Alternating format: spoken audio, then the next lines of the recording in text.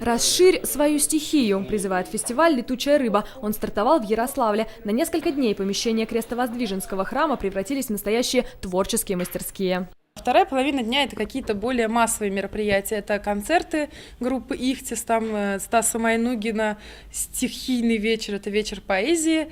Вот, это 3 дня. А днем, в выходные, это выступление велотриала, фотокросс, встречи с творческими людьми. А еще мастер-классы по хоровому пению, колокольному звону, актерскому мастерству и анимации. Это дети снимают.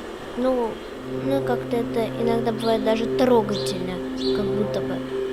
Вот просто иногда понимаю, что это даже младше тебя кто-то делает, а кто-то старше, например, и ты чувствуешь уважение. А когда ты чувствуешь, что это делал кто-то ровесник, то тогда ты как бы в душе говоришь «привет». Эмблема фестиваля «Летучая рыба», и это неспроста. Символ христианства рыба здесь окрылена творчеством. К моему счастью, опыт такой, что в основном люди молодые, энергичные и образованные, и имея не по одному высшему образованию, как раз вот они вот именно приходят в православие, приходят в храм и участвуют вот в созидании именно вот этой духовной жизни. Удивительно, но арт-площадку для ярославцев организовали гости из Санкт-Петербурга. Они признаются, в их городе подобных соборов нет. Это помещение было завалено мусором. В ходе уборки обнаружили немало необычного. Обивая штукатурку со стен, например, наткнулись на фрагменты фрески 17 века.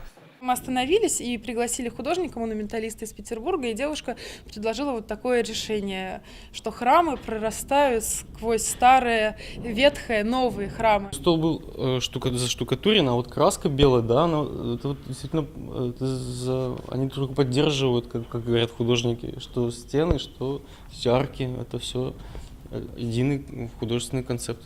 Крестовоздвиженский храм был заброшенным последние 5 лет. Фестиваль «Летучая рыба» призван вдохнуть в него новую жизнь. Планируется, что храм станет постоянной площадкой для подобных творческих проектов. Екатерина Бубнова, Сергей Ватин.